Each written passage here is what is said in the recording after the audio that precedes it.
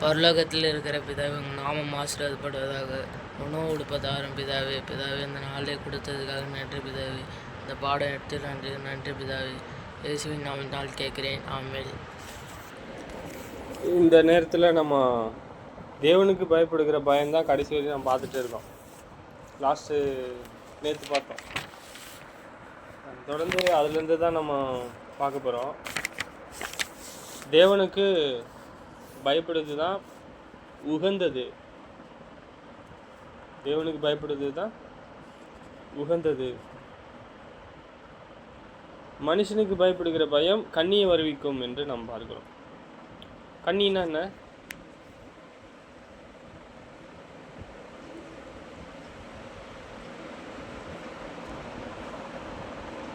கண்ணி அப்படின்னா ஒரு மிருகத்தை பிடிக்கிறதுக்கான ஒரு கருவி. இப்போ ஏதோ ஒரு பறவை இருக்குதுன்னு வச்சுங்களேன்.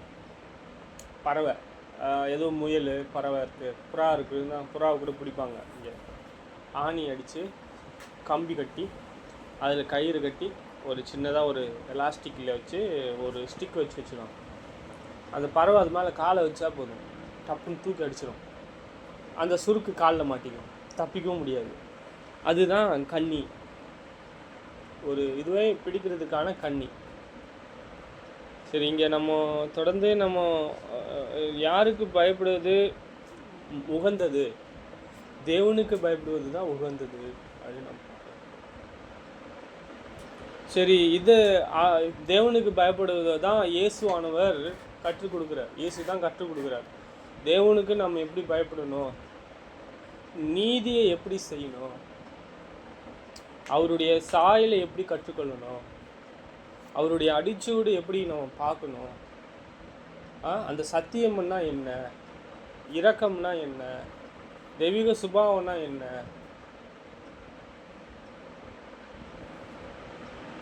அப்பொழுது இயேசு அவர்களை நோக்கி, இன்னும் கொஞ்ச காலம் நான் உங்களோடு இருந்து பின்பும் என்னை அனுப்பினவரிடத்திற்கு போகிறேன். நீங்கள் என்னை தேடுவீர்கள், ஆனாலும் என்னை காண மாட்டீர்கள். நான் இருக்கும் இடத்திற்கு நீங்கள் வரக்கூடாது என்றார். கிறிஸ்து எங்கேருந்து வந்தார் தெரியும். எங்கே போகிறாரு இயேசு அப்படின்னு தெரியும் சொல்கிறார். அவருடைய வேலை எப்படிப்பட்டது அப்படின்னா, பிதாவானவர் என்ன கொடுத்தாரோ, பிதாவானவர் என்னென்ன கொடுத்தாரோ அதையெல்லாம் செஞ்சாரு நம்ம பார்க்குறோம். எங்கே பார்த்தோம் நம்ம? யோவான் நினைக்கிறேன். யோவான்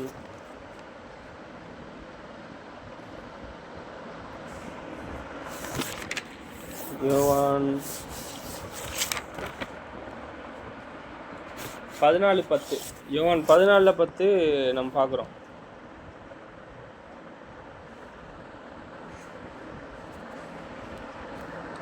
நான் பிதாவிலும் பிதா என்னிலும் இருக்கிறதை நீங்கள் விசுவாசிக்கிறதில்லையா? நான் உங்களுடனே சொல்லியிருக்கிற வசனங்களை என் சுயமாய் சொல்லவில்லை. என்னிடத்திலே வாசமாயிருக்கிற பிதாவானவரே இந்த கிரியைகளை செய்து வருகிறார். நான் பிதாவிலும் பிதா என்னிலும் இருக்கிறதை நம்புங்கள். அப்படி இல்லாவிட்டாலும் என் கிரியைகளின் நிமித்தமாவது என்னை நம்புங்கள் சொல்கிறாரு. இங்கே தானே சொல்கிறாரு. அவருடைய வார்த்தை சொந்த வார்த்தை கிடையாது. நம்ம பார்த்த அந்த ஒவ்வொரு காரியம், அவர் சத்தியத்தில் எப்படி நடக்கணும், அவருடைய நீதியை எப்படி கை கொள்ளணும், அவருடைய பரிசுத்தத்தில் எப்படி இருக்கணும், எல்லாத்தையும் கற்றுக் கொடுக்குறார். உலகம் அதுக்கு வரலை. உலகம் அவங்களுடைய கிரியைகள் பொல்லாததாக இருக்கிறதுனால அவங்க இயேசுக்கிட்ட வந்தால் என்ன ஆகும் அப்படின்னா கடிந்து கொள்ளப்படுவார்கள். அதனால வரமாட்டேங்குது.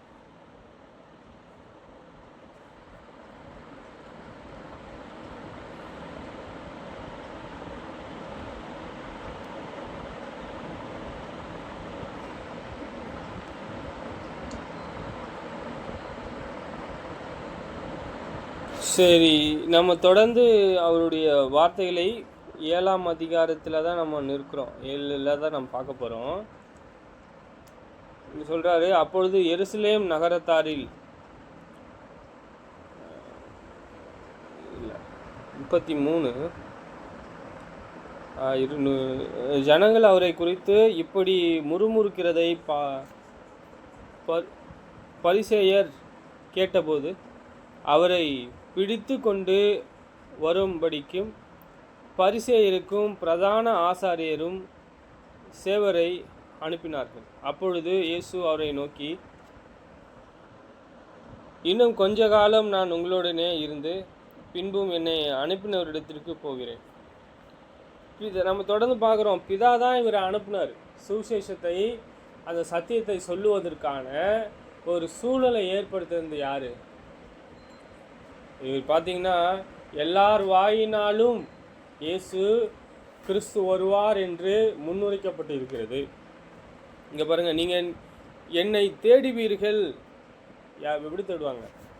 இவர் தொடர்ந்து பூமிக்குரியவர்களில் ராஜா வருவார்னு நினச்சிட்டு இருந்தாங்க. ஆனால் அவர் ஆவிக்குரிய ராஜாவாக இருக்காரு. நீங்கள் என்னை தேடுவீர்கள், ஆனாலும் என்னை காண மாட்டீர்கள். நான் இருக்கும் இடத்திற்கு நீங்கள் வரக்கூடாது என்றார்.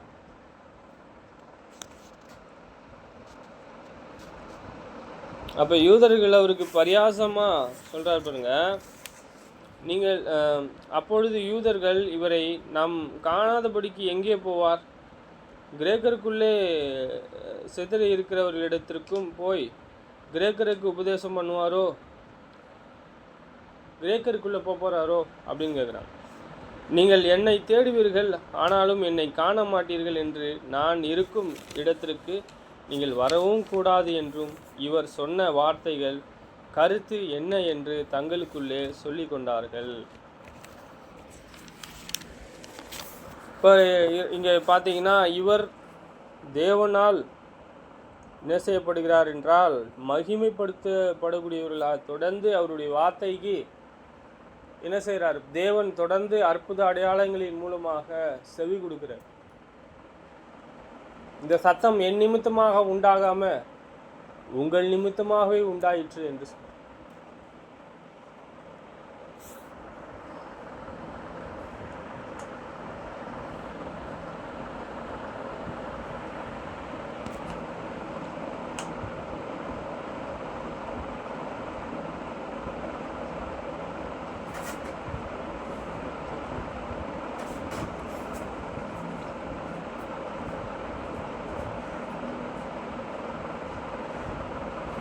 சரி, இங்கே தேவனானவர் இயேசுவை மகிமைப்படுத்த போகிறார். எப்படின்னா, இங்கே பாருங்க, அவன் புறப்பட்டு போன பின்பு இயேசு, இப்பொழுது மனுஷகுமாரன் மகிமைப்படுகிறார், தேவனும் அவராலே மகிமைப்படுகிறார். தேவன் அவரிலே மகிமைப்பட்டு இருந்தால் தேவன் அவரை தம்மில் மகிமைப்படுத்துவார், சீக்கிரமாய் அவரை மகிமைப்படுத்துவார். பிள்ளைகளை, இன்னும் கொஞ்ச காலம் நான் உங்களோடு கூட இருப்பேன்.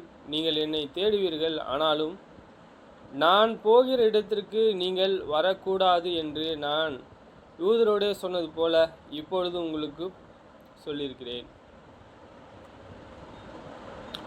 நம்ம முன்னாடி என்ன பார்த்தோம்? யோவான் 7:34 பார்த்தோம். இங்கே சொல்கிறாரு, மறுபடியும் இதே சொல்கிறாரு. யோவான் 13:32 சொல்கிறாரு. இதை தேவன் அவரை என்ன செய்ய போகிறாரு? மகிமைப்படுத்துவார். தேவன் அவரை தம்மில் மகிமைப்படுத்துவார், சீக்கிரமாய் அவரை மகிமைப்படுத்துவார்.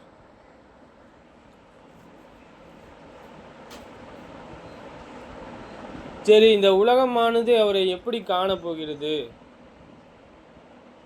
தாவீதின் குமாரன் என்று காணுச்சா, இல்லை தேவனுடைய குமாரன் என்று காணுச்சா, இல்லை யோசேப்பு மரியாள் என்று அவர்களுக்கு பிறந்த பிள்ளை என்று காண்டாங்களா? இவங்களுடைய சொந்தக்காரங்க எல்லாம் நம்மளிடத்தில் இருக்கிறாங்களேன்னு சொல்கிறார். சரி, அவங்களுக்கு தொடர்ந்து புரியல அவங்க யார், இயேசு பேசிகிட்டு இருக்காருன்னா இயேசு யாருன்னு.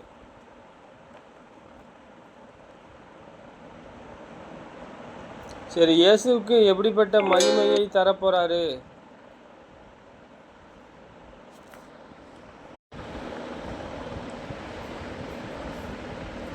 சரி, அவர் எப்படிப்பட்ட உயிர்த்தெழுதல் தேவனானவர் அவருக்கு காண்பிக்க போகிறார். உயிர்த்தெழு அவருக்கு எப்படிப்பட்ட உயிர்த்தெழுதல் தேவனானவர் காண்பிக்க போகிறார். ரோமர் 6 பார்த்தீங்கன்னா அது என்ன பெரிய மகிமை. அவர் இருந்த வாழ்நாள் அந்த வாழ்ந்த காலத்தில் தேவனை பிரியப்படுத்தினாரு. அவர் மேல் அவருடைய ஆவியை அளவில்லாமல் கொடுத்துருக்காருன்னு நம்ம பார்த்தோம். இயேசு மரித்தோரிலிருந்து உயிர் தெழ போகிறார். இயேசு அவரை உயர்த்தின பின்பு இது நடக்கும். உயர்த்தின பின்னா இயேசு அவருடைய கிரியைகளை பிரதான ஆசாரியர்கள், மூப்பர்கள், வேதப்பாடர்கள் எல்லாரும் என்ன செய்வாங்க, அவரை பிடிச்சு பல பாடுகள் படுத்தி சிலுவையில் கொண்டு போயிடுவாங்க. கையும் காலையும் ஆணி அடித்து, புரியுதுங்களா, கையும் காலம் ஆணி அடித்து என்ன செய்ய போகிறாங்க அப்படின்னா அவர் சிலுவையில் மாட்டிடுவாங்க. அவர் 6 மணி நேரம் குறைஞ்சபட்சம் தொங்கி அவர் இறக்க போகிறார். அவர் என்ன செஞ்சார்? இந்த பாடுகளுக்கு என்ன செஞ்சார்? அவர் என்ன அநியாயம் செஞ்சார்? அவர் ஒன்றும் செய்யலை. சரி, இருந்தாலும் அவர் தேவனுடைய மகிமையினாலே என்ன செய்யப்பட போகிறார் என்றால் எழுந்திருக்கிறவராக இருக்க போகிறார். ரோமர் புஸ்தகம் 6ஆம் அதிகாரம்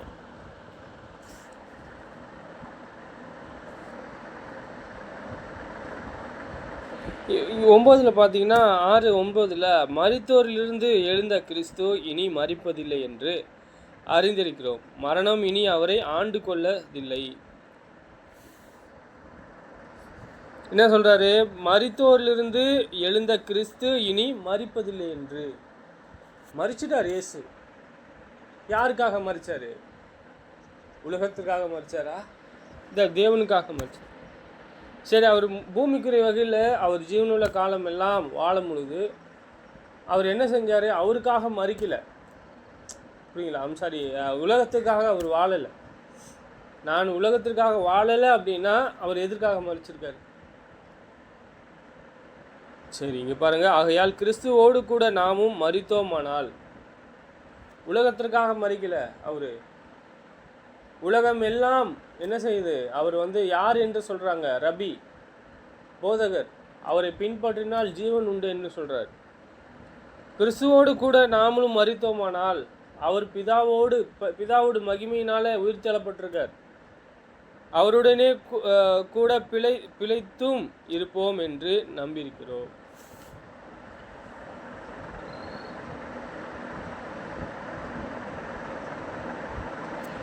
2 தீமோத்தேயு 2:11 சொல்கிறாரு, இந்த வார்த்தை என்ன உள்ளது அப்படின்னா உண்மை உள்ளது. இந்த வார்த்தை உண்மை உள்ள வார்த்தை.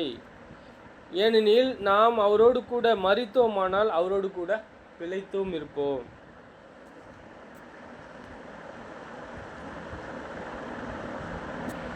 தொடர்ந்து நம்ம பார்க்குறோம். மரித்தோரிலிருந்து எழுந்த கிறிஸ்து அவர் எங்கே இருக்காரு? பிதாவின் மகிமையினாலே திருப்பி அவர் என்ன செய்யப்பட்டிருக்காரு? உயிர்த்தெழப்பட்டிருக்காரு. அவரிடத்தில் அநியாயம் காணப்படலை. அவரிடத்தில் பரிசுத்தம் இல்லாமல் இல்லை. அவரிடத்தில் நீதி வாசமாக இருக்கிறது. அவரிடத்தில் இரக்கம் வாசமாக இருக்கிறது.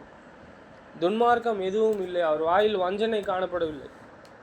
மரித்தோரிலிருந்து எழுந்த கிறிஸ்து இனி மரிப்பதில்லை என்று அறிந்திருக்கிறோம். மரணம் இனி அவரை ஆண்டு கொள்ளுவதில்லை. அவர் மரித்து பாவத்துக்கென்று ஒரே தரம் மரித்தார். அவர் பிழைத்திருக்கிறது தேவனுக்கென்று பிழைத்திருக்கிறார்.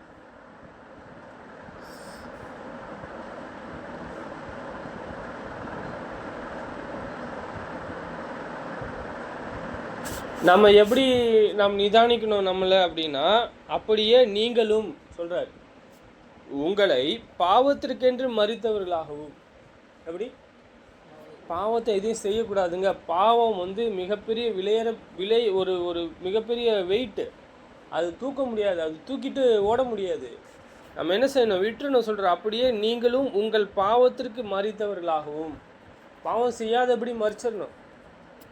சரி, நம்முடைய கர்த்தராக இயேசு கிறிஸ்துவுக்குள் தேவனுக்கென்று பிழைத்திருக்கிறவர்களாகவும். தேவனுக்கென்று பிழைக்கத்தக்கதாக பிழைத்திருக்கிறவர்களாகவும் கொள்ளுங்கள்.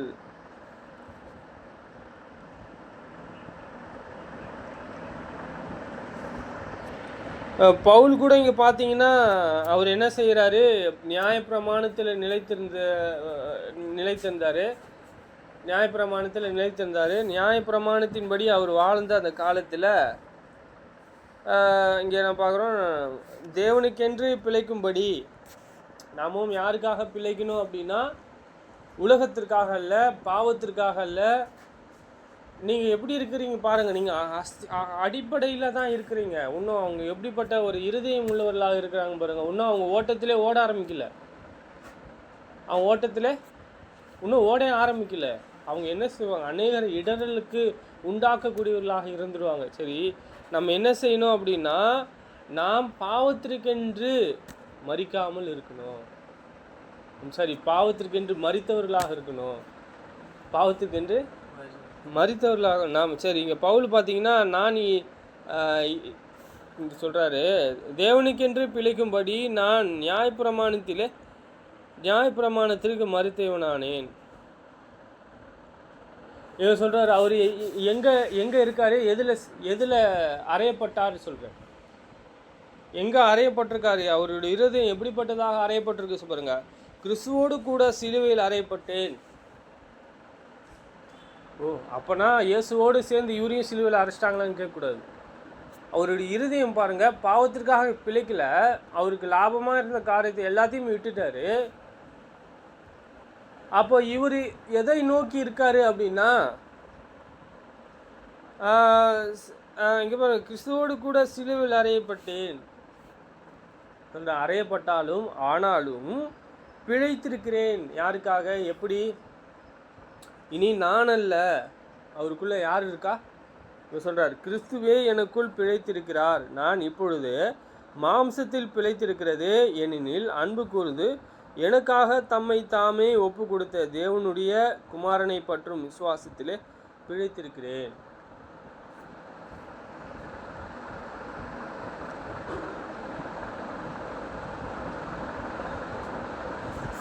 சரி, நம்ம இதுக்கு என்ன செய்யணும் அப்படின்னா, உலகத்தில் அந்தகார கிரியைகளுக்கு என்ன செய்யக்கூடாது, உடன்படக்கூடாது. அந்தகார கிரியை ஒன்று இருக்குது தெரியுமா, அது வேல்யூ கிடையாது. கொலோசியர் புஸ்தகத்தில் சொல்கிறாரு, ஏனெனில் நீங்கள் மரித்தீர்கள், உங்கள் ஜீவன் கிறிஸ்துவோடு கூட தேவனுக்குள் மறைந்திருக்கிறது.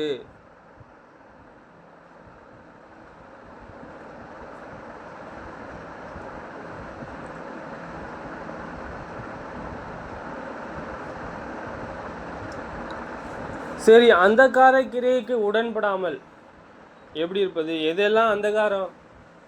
ஆகையால் விபசாரம், அசுத்தம், மோகம், துரிச்சை, விக்கிரக ஆராதனையான பொருளாசை ஆகிய இவைகளை பூமியில் உண்டு பண்ணுகிற உங்கள் அவயங்களை அழித்து போடுங்கள். இவைகளின் பொருட்டே கீழ்ப்படியாமையின் பிள்ளைகள் மேல் தேவ கோபாக்கனை வரும். நீங்களும் முற்காலத்திலே அவர்களுக்குள்ளே சஞ்சரித்த போது அவைகள் செய்து கொண்டிருந்தீர்கள். இப்பொழுதே கோபமும் மூர்க்கமும் பொறாமையும் உங்கள் வாயில் பிறக்கலாகாது. தூஷணமும் வம்பு வார்த்தையுமாகிய இவைகளை எல்லாம் விட்டுவிடுங்கள். ஒருவருக்கொருவர் பொய் சொல்லாதிருங்கள். பழைய மனுஷனையும் அவன் செய்கையையும் களைந்து போட்டு. இதெல்லாம் யாருடைய, எந்த மனுஷனுக்குரியது? புதிய மனுஷன் கிடையாது. அந்த புதிய மனுஷன் சிலுவையோடு, சரி, பழைய மனுஷன் நம்ம அடக்கம் பண்ணப்பட்டுதான். புதிய மனுஷன் இயேசு கிறிஸ்துவோடு உயிர்த்தெழுதப்பட்டிருக்கான். அது நாமும் என்னவா இருக்கிறோம்? நாம் தன்னுடைய சிருஷ்டித்தவருடைய சாயலாக இருக்கிறீங்க பாருங்க. தன்னை சிருஷ்டித்தவருடைய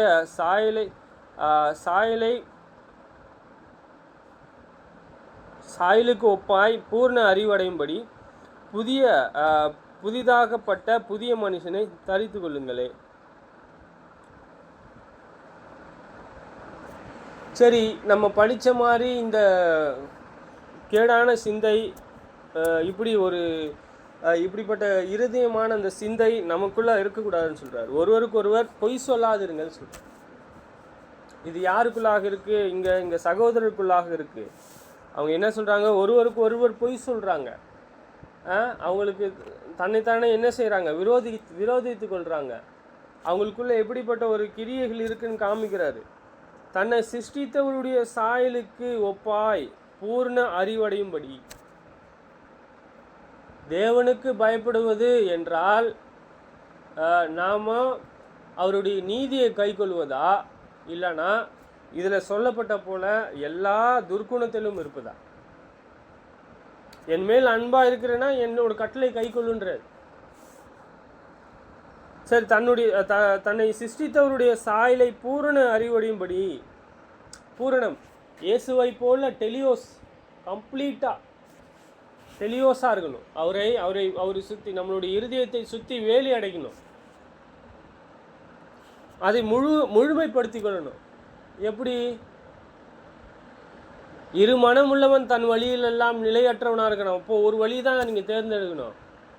உலகமா, அதன் கிரியைகளா, பொல்லாங்க செய்கையா, இயேசு கிறிஸ்துவின் மனமா?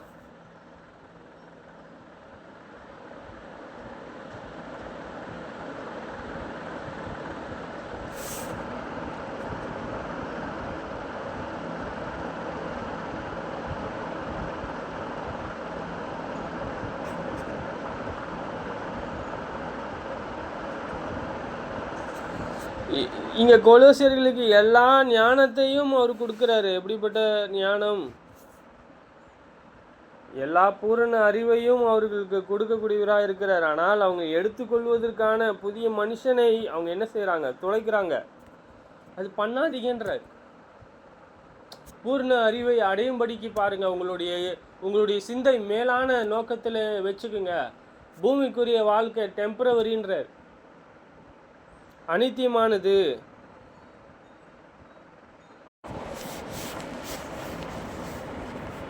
எபிரேயர் புஸ்தகம் 8:1.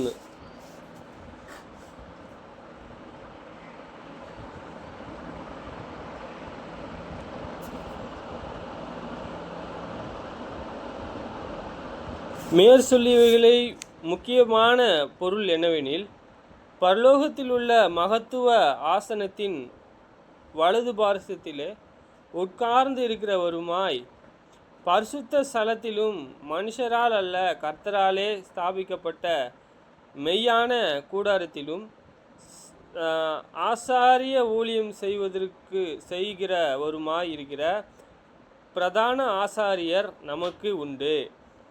ஒவ்வொரு பிரதான ஆசாரியரும் காணிக்கையையும் பலியையும் செலுத்தும்படி நியமிக்கப்பட்டிருக்கிறான். அதனால் செலுத்தும்படிக்கு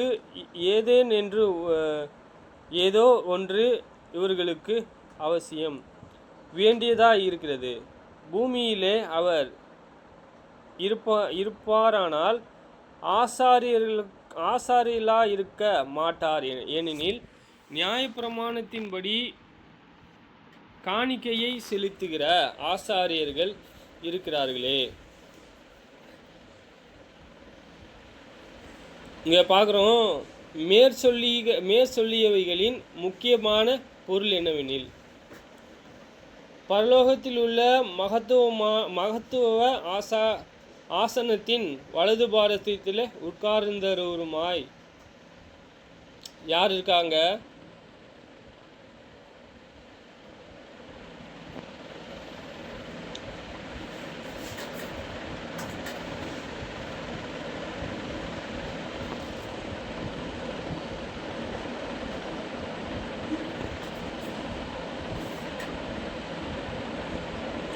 இங்கே சொல்கிறாரு, அவர் இப்படிப்பட்ட ஒரு வலது பாரசத்தில், பரலோகத்தில் உள்ள மகத்துவ ஆசனத்தின் வலது பாரசத்தில் உட்கார்ந்தவருமாய். அவர் என்ன செஞ்சார்? இதற்கு கீழ்ப்படிஞ்சார். அவ்வளோதானா? கீழ்ப்படிஞ்சது அவ்வளோதானா? முடிஞ்சிச்சா? பிதாவானவர் இதற்கு சில காரியங்களை செய்தார். என்ன செஞ்சார்? அவருடைய சத்துருக்களை பாதுபடியாக்கி போட்டார். அவருடைய இருதயத்தை மாத்திரம் சிறப்படுத்தலை. அவருக்கு விரோதமாக யார் இருக்கிறாங்களோ அவங்களை தொடர்ந்து என்ன செய்யப்பட்டிருக்காங்க அப்படின்னா, அவங்க பாதுபடியாக்கி போடப்படுறாங்க. சங்கீதம் 110:1 கர்த்தர் என்னை ஆண்டவரை நோக்கி, நான் உம்முடைய சத்துருக்களை உமக்கு பாதுபடியாக்கி போடும் வரைக்கும் நீர் என்னுடைய வலது பாரசத்தில் உட்காரும் என்றார்.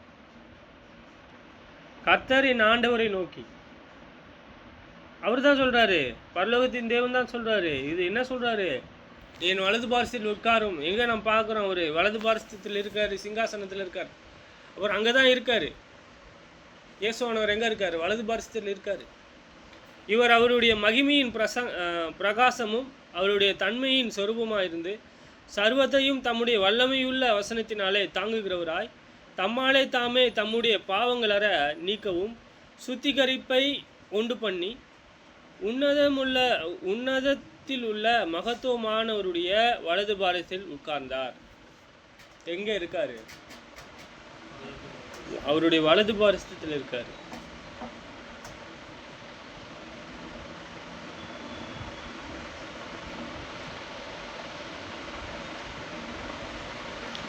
சரி, நம்ம தொடர்ந்து யாரை தான் கவனிக்கணும்?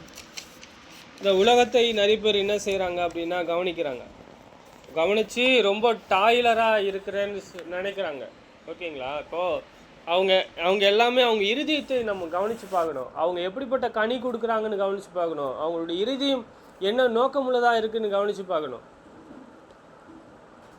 பரிசேயருடைய இருதயம் எப்படி இருந்துச்சுன்னு நீங்கள் கவனித்து பார்த்தீங்கன்னா ரொம்ப ஆச்சரியமாக இருக்கும். தேவனுடைய பணியை செய்யக்கூடிய நபர்களே இப்படி ஒரு இருதயமானது மோசப்பட்டு இருதயமாக எப்படி இருக்க முடியும்? இருதயம் கடினப்பட்டு அப்படி ஆயிடுச்சு. இதுதான் தேவனுடைய வார்த்தைன்னு சொல்லும் பொழுது அவங்க உடனே ஏற்றுக்கொண்டு இருந்தாங்கன்னா அப்படி கண்டிப்பாக வந்திருக்காது. சரி, இப்படியாக பரம அழைப்புக்கு பங்குள்ளவர்களாகிய பரிசுத்த சகோதரரே, நாம் அறிக்கை பண்ணுகிற அப்போஸ்தலரும் பிரதான ஆசாரியமாயிருக்கிற கிறிஸ்து இயேசுவை கவனித்து பாருங்கள். எபிரேயர் 3:1 பரம அழைப்புக்கு நம்ம எதற்காக அழைக்கப்பட்டிருக்கோம்? பரம அழைப்புக்கு அழைக்கப்பட்டிருக்கோம். பரம அழைப்புக்கு பங்குள்ளவர்களாகிய பரிசுத்த சகோதரரே, நாமும் அறிக்கை பண்ணுகிற அப்போஸ்தலரும் பிரதான ஆசாரியா இருக்கிற கிறிஸ்து இயேசுவை கவனித்து பாருங்கள்.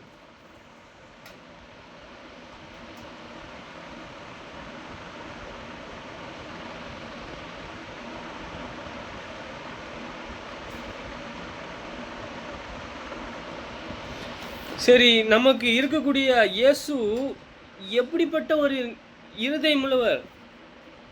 அவரிடத்தில் என்ன காணலாம்? எபிரேயர் புஸ்தகம் 7:26 பார்க்குறாங்க. பரிசுத்தருக்கும் குற்றமில்லாதவரும் மாசு இல்லாதவரும் பாவிகளுக்கு விளங்கினவரும் வானங்களிலும் உயர்ந்தவருமாக இருக்கிற இவ்விதமான பிரதான ஆசாரியர் நமக்கு ஏற்றவராக இருக்கிறார். அவர் எப்படிப்பட்ட ஒரு எப்படியாக அவரை உயர்த்திருக்கிறார் இருப்பாங்க தேவன். பரிசுத்தமுள்ளவரும் தேவனுக்காக பிரித்தெடுக்கப்பட்டவராக இருக்காரு. தேவனுக்காக எந்த காரியம் பரிசுத்தமாக இருக்கும், எந்த காரியம் இருக்குமோ அது பரிசுத்தம். பழைய பாட்டில் இங்கே பார்த்தீங்கன்னா பரிசுத்தம் என்று சொல்லும் பொழுது தேவனுக்காக பிரித்தெடுக்கப்படுவது, பிரமாணத்தின்படி செய்வது, குற்றமற்றவர்னா குற்றம் ஒரு நீதியான ஒரு தவறை செய்து நாங்கள் நீதிமான், எங்களை இப்படி செஞ்சிட்டீங்களே சொன்னால் பரவாயில்ல, அது நியாயமாக வர பாடு. அநியாயமான பாடு தவறு செய்யாமல் தண்டனை அனுபவிப்பது. குற்றமற்றவரும், யார் குற்றமற்றவர், யார் குற்றம் செய்யாதவர்? பிரதான ஆசாரியர், நம்மளுடைய பிரதான ஆசாரியர் இயேசு. மாசு இல்லாதவரும், மாசுனா மாசு, இதில் நம்ம ஆங்கிலத்தில் பார்க்கலாம் மாசு அப்படின்னா என்னன்னு சொல்லி. 26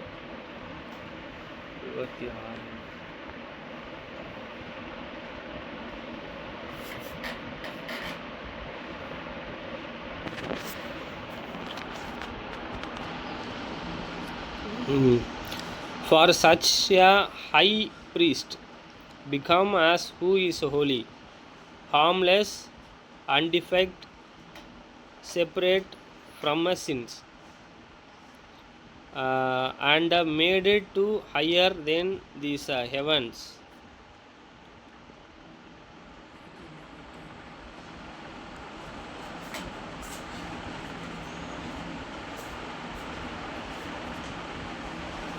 நம்மளுடைய பிரதான ஆசிரியர் எப்படி இருக்கார் பாருங்க. இங்கே இயேசுவானவர் அவர் எப்படி இருக்காரு? பரிசுத்தமுள்ளவரும் குற்றமில்லாதவரும், அப்படிதானே? குற்றமில்லாதவரும் மாசில்லாதவரும்.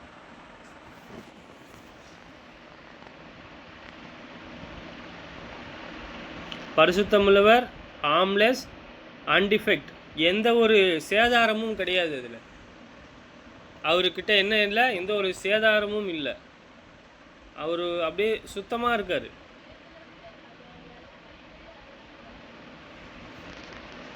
யாருக்கும் எந்த இடுக்கணும் கொடுக்காத நபராக இருக்கார். எந்த ஒரு கெட்ட செயலும் அவரிடத்துல இல்லை. இங்கே பார்த்தீங்கன்னா பிரயோஜனம் இல்லாத நபராக இல்லை. சரி, அவர் தொடர்ந்து எப்படிப்பட்டவர் என்பதாக தான் நாம் பார்த்துட்ருக்கோம்.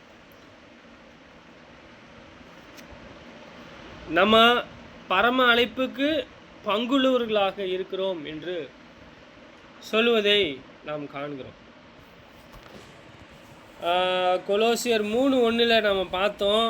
அது இப்போ பூமிக்குரிய காரியங்களை நாம் பார்க்கக்கூடாது என்பதை நாம் பார்க்கிறோம். நீங்கள் கிறிஸ்துவோடு கூட எழுந்தது உண்டானால் கிறிஸ்து தேவனுடைய வலது பாரசத்தில் வீற்றிருக்கும் இடத்தில் உள்ள மேலானதை தேடுங்கள். பூமியில் உள்ளவைகளை அல்ல, மேலானவைகளை நாடுங்கள். ஏனெனில் நீங்கள் மரித்தீர்கள், உங்கள் ஜீவன் கிறிஸ்துவோடு கூட தேவனுக்குள் மறைந்திருக்கிறது.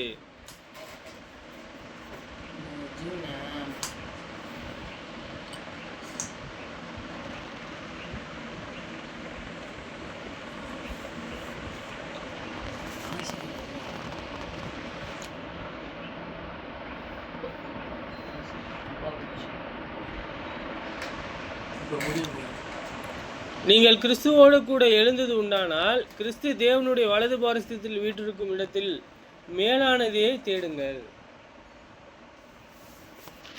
நம்ம எங்கே நம்ம கவனிக்கணும், எங்கே பார்க்கணும் அப்படின்னா நமக்கு எல்லாருக்கும் தெரியும். சின்ன குழந்தையிலேருந்தே நமக்கு போதிச்சிருப்பாங்க நம்ம யாருக்குரியவர்கள், எப்படிப்பட்டவர்கள் என்று.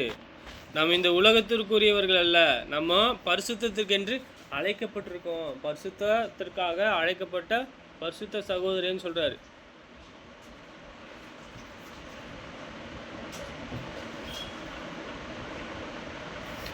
சரிங்க, நம்ம பார்க்குறோம். மேலும் 1 பேதுரு புஸ்தகம் 3:22 சொல்றாரு, துரைத்தனங்களும் சரி, அதிகாரங்களும் சரி, வல்லமைகளும் சரி, ராஜாக்களும் சரி, எல்லாம் யாருக்குரியது? நம் கர்த்தராகிய ஆண்டவர் இயேசு கிறிஸ்துவுக்கு உரியது.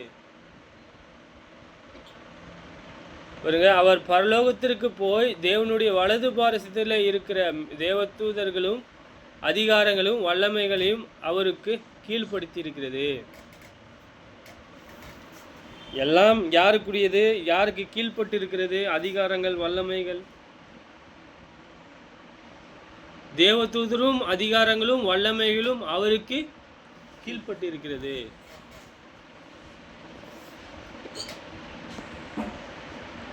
எப்போ இது சுதந்திரத்து கொண்டாரு? சிலுவைக்கு அப்புறம்தான் எல்லா சுதந்திரமும் அவருக்கு கிடைச்சது.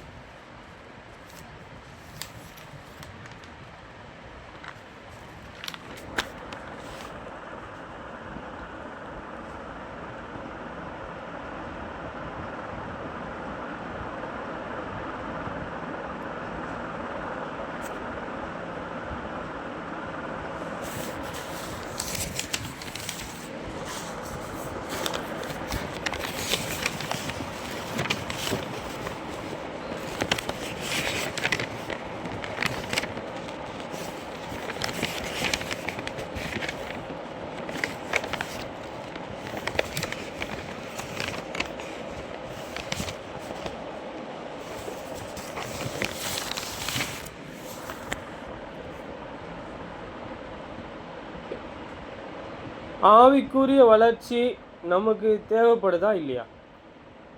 ஆவிக்குரிய வளர்ச்சி ஒன்று தேவைப்படுதா இல்லையா? தேவை. நம்ம என்ன செய்யணும்? இப்போ சொல்கிறாரு, நாமும் இப்படி செய்கிறதுனாலே பரலோகத்தில் இருக்கிற நம்ம பிதாவுக்கு பிள்ளைகளாக இருக்கிறோம்னு சொல்கிறார்.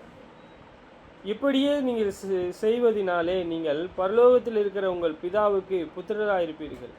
அவர்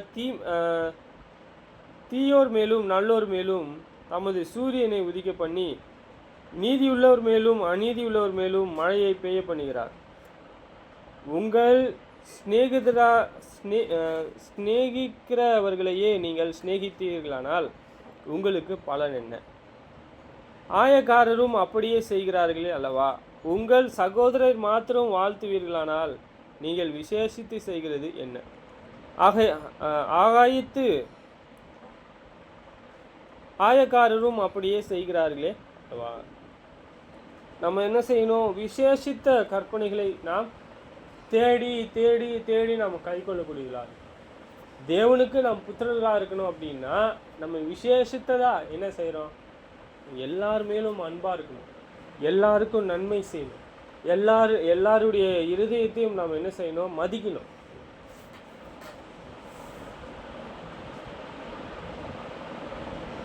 இங்கே பரலோகத்தின் தேவன் என்ன செய்கிறாரா? இவங்க தீமையானவங்க, இவங்க நன்மை செய்கிறாங்க அப்படின்னு சொல்லி பிரித்து பார்த்து இந்த பூமிக்குரிய வளத்தை கொடுக்கல. எல்லாருக்கும் சரிசமமாக கொடுக்குறாரு. சூரியனையும் மழையையும் தரார். எவ்வளோ வேலை செய்வார் பிதாவானவர்? உண்மை இல்லைன்னா தேவனானவர் எவ்வளோ வேலை செய்வார்? தாவீதோடு எவ்வளோ வேலை செஞ்சார்? இயேசுவோடு எவ்வளோ வேலை செஞ்சார்? சாலமோனோடு எவ்வளோ வேலை செஞ்சார்? யூதாஸ் காரியத்தோடு எவ்வளோ வேலை செய்ய முடிஞ்சது? பேதுருவோடு எவ்வளோ வேலை செய்ய முடிஞ்சது?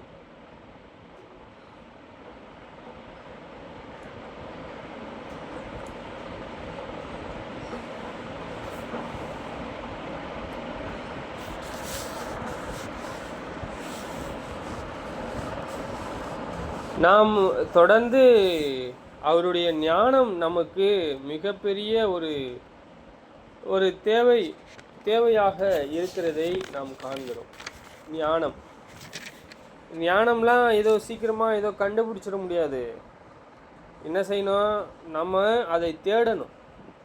தேவனுக்கு பயப்படக்கூடிய பயம் கண்டுபிடிக்க முடியும்.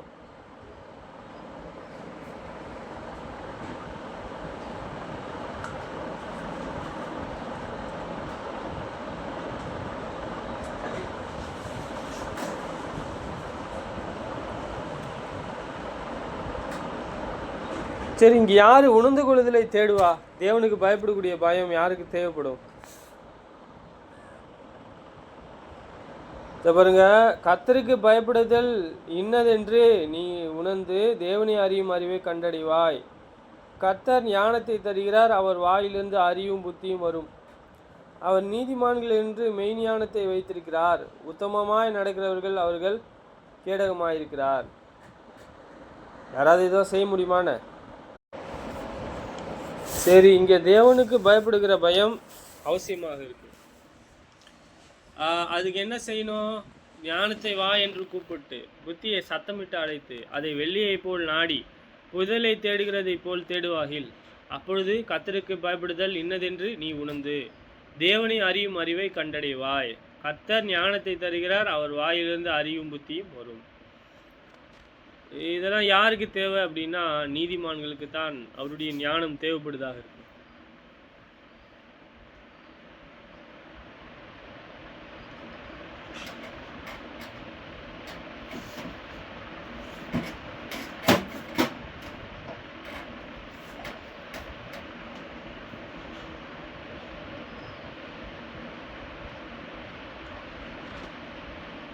சரிங்க, யாக்கோபு 1:5 பார்க்குறோம். நாம் தேவனுடைய வார்த்தையை கீழ்ப்படியாமல் போவதற்கு தடுக்கக்கூடிய ஒவ்வொன்றுக்கிட்ட இருந்தும் நம்மளை காப்பாற்றணும்னா நமக்கு என்ன தேவை? சரி, அப்போனா ஞானம் குறைவுபட்டிருக்கா? ஒருவன் ஞானத்தில் குறைவுள்ளவனாயிருந்தால் யாவருக்கும் சம்பூர்ணமாய் கொடுக்கிறவரும் ஒருவரையும் கடிந்து கொள்ளாதவருமாகிய தேவனிடத்தில் கேட்க கடவன், அப்பொழுது அவனுக்கு கொடுக்கப்படும். சரி, இப்போ இங்கே நமக்கு ஞானம் தேவை அப்படின்னா அந்த ஞானத்தை பெற்றுக்கொள்வதற்கான ஒரு விலை இருக்கிறதா? நாம் என்ன செய்யணும்?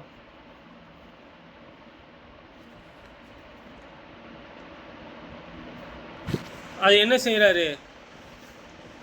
அவர் நியாயத்தின் நெருநெறிகளை தற்காத்து தம்முடைய பரிசுத்தவான்களின் பாதைகளை காப்பாற்றுகிறார்.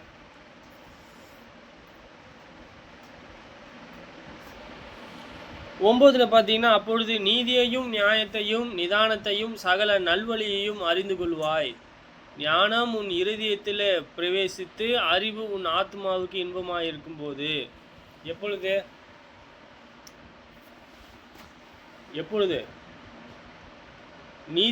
நீங்க பாருங்க, அப்பொழுது நீதியையும் நியாயத்தையும் நிதானத்தையும் சகல நல்வழியையும் அறிந்து கொள்வாய். எப்போ?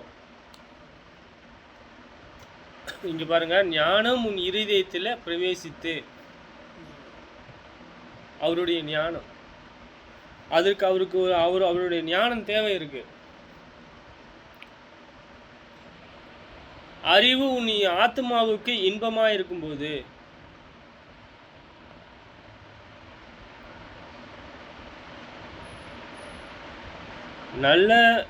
நல்ல யோசனை கூட என்ன இருக்கு அப்படின்னா, உன்னை காப்பாற்றும், புத்தி உன்னை பாதுகாக்கும். என்ன இது நல்ல யோசனை? யாரு? மனுஷன் கொடுக்குறாங்களா? இல்லை, என்ன யாரு? தேவன் கொடுக்குற யோசனை. இப்போ என்னை தற்காத்து கொள்ளாதபடிக்கு, ஞானம் என் இருதயத்தில் பிரவேசிக்காதபடிக்கு நான் அப்படிப்பட்ட ஒரு ஜீவியத்தை ஜீவிப்பேன். ஆனால் என்ன சொல்லுது? இந்த ஞானம், இந்த ஆலோசனை எல்லாம் எனக்கு என்ன சொல்லும்? என்னை பாதுகாக்கக்கூடியதாக இருக்கிறது.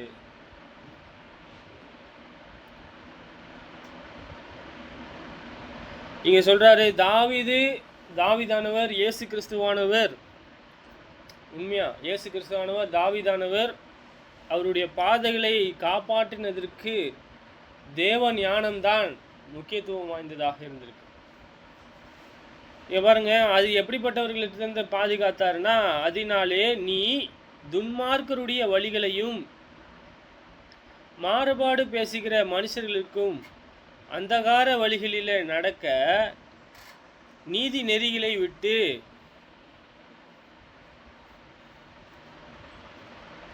துன்மார்க்கருடைய மாறுபாடுகளிலே கூறுவர்களாகவும் மாறுபாடான பாதைகளிலும் கோணலான வழிகளிலும் நடக்கிறவர்களாகவும் நீ தப்புவிக்கப்படுவாய். 13 16 வரையுமே ஒரே கோர்வையாக தான் வரும். 12 துன்மார்க்கருடைய இருதயம் எப்படி, அவங்க வழி எப்படி, அவங்க தீமை எப்படி செய்கிறாங்க, மாறுபாடு பேசி அதில் எப்படி களி கூறுறாங்க, அவங்களுக்கு மாறுபாடானவர்கள் எப்படிப்பட்ட பாதைகள் இருக்குது. சரி, அவங்க பாதையில் நம்ம போனோன்னா நம்ம எப்படி இருப்போம், அதுலேருந்து எப்படி தற்காத்து கொள்ளலாம். சரி, நம்ம எப்படி தற்காத்து கொள்ளலாம் என்றால், அவருடைய இருதயம் அவருடைய ஞானம் நம்மளுடைய இருதயத்தில் பிரவேசிக்கும் பொழுது தான். புரியுதுங்களா? அவருடைய ஞானத்தை நாம் உள்ளான மனுஷனிலே வைக்கும் பொழுது தான். ஜெபம் செய்து கடந்து செல்வோம். ஜெபித்தர முடியாத ஜீவன் அவர்களை கேட்போம்.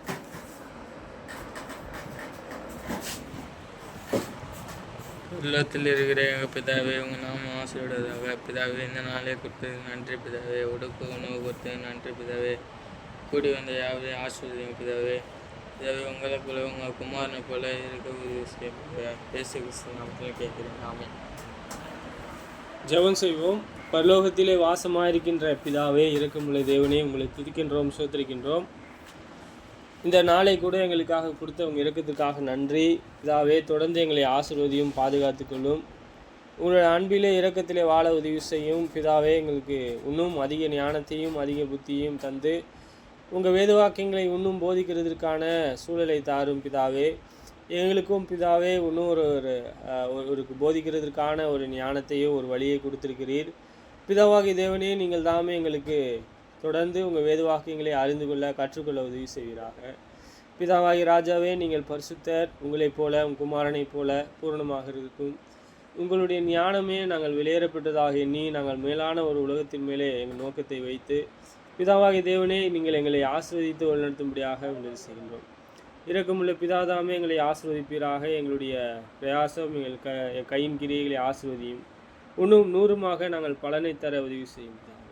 நீங்கள் பரிசுத்தமுள்ளவரும் நிறைவுள்ளவருமாக இருக்கின்றீர். நாங்கள் குற்றம் செய்யாதவர்களாக நீதி உள்ளவர்களாக உங்கள் குமாரனை கண்டு அவருடைய இருதயத்தை அறிந்து கொள்ள பிரயோஜனமுள்ளவர்களாக இருக்கிறதுக்கு உதவி செய்யும். குமாரன் இயேசுவின் இனிய நாமத்தில் கேட்கின்றோம் பிதாவே. சோதரம்.